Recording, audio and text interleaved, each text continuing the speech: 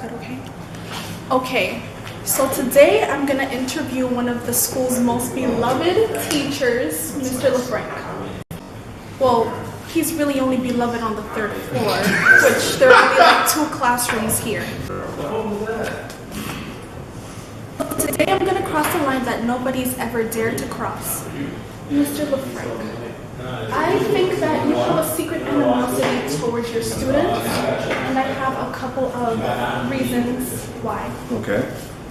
So, the school year has like 200 days. How many of those days have you been in school teaching? That's a fair question. I'm not sure the exact number, but it's been due to health issues. I have not been. My attendance hasn't been what I'd like it to be, or what it's been in previous school years.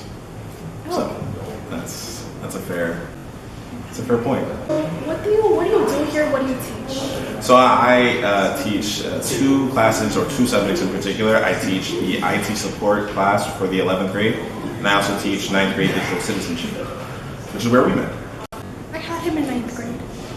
So online, there's this website, bestcollegereviews.org, and on the article titled 5 Things Every Information Technology Student Should Know, point 4 says, applying yourself to school projects by going above and beyond not only hones your skills, it provides you with potential samples to show your interviewers. In this one class, a teacher was struggling with her Kahoots, it wasn't working, and the supposed IT students did nothing. What do you have to say about that? This is,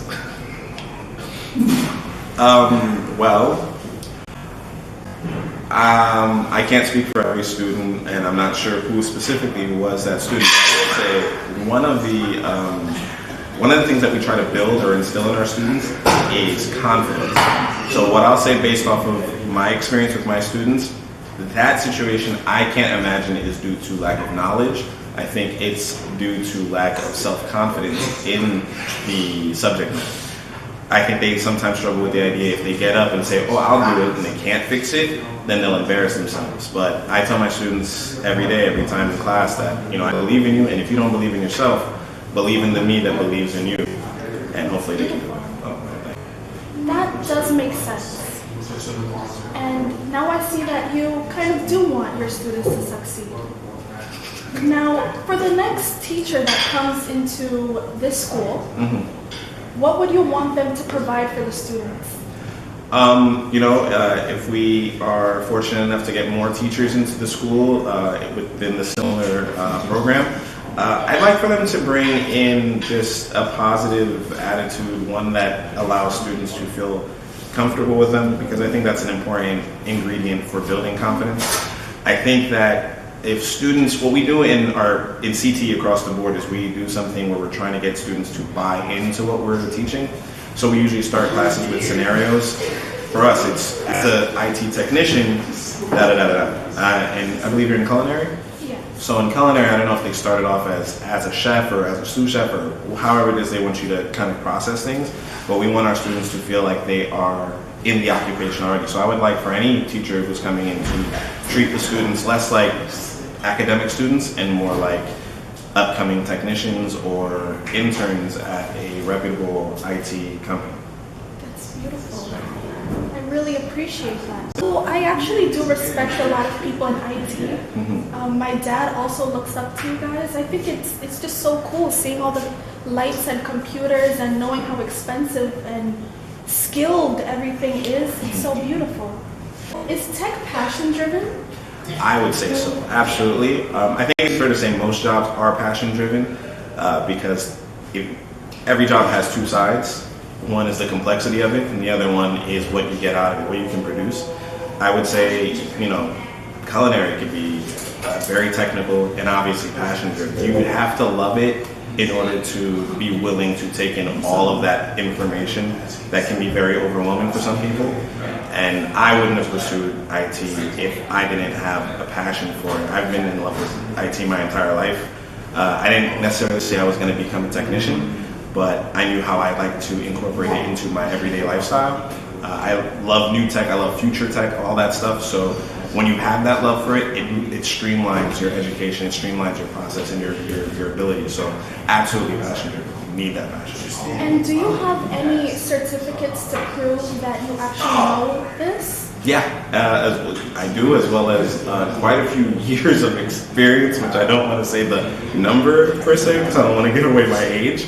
But once that, I have so many years of experience, it's crazy. But in fact, I would argue that I have probably the most help desk support experience in the whole school building. Probably save for the current IT technician here, but even that's hard to say. I got in very young, very, very young. And so, do you see that passion in your students? In some of them. So you can't manufacture passion. It's one of those things that you just gravitate to. Sort of like you can't just, make someone love something or love someone. So my students, they do have dreams of their own. But what we've done is we've shown them how, whether or not you're interested in pursuing an IT career, you can have this incorporated into your life, and it's very useful in any way. I've not paid for IT support for many, many years, and it saved me thousands of dollars. So as a skill set, it's good to have. But some of my students do have a passion for it and are looking to pursue careers in it, and I'm very happy to see that they've grown tremendously, especially my seniors. They've grown in that passion a lot. Even me with my website, I forcibly have to learn software stuff. But what you want after that is probably the thing you're passionate about, which allows you to learn.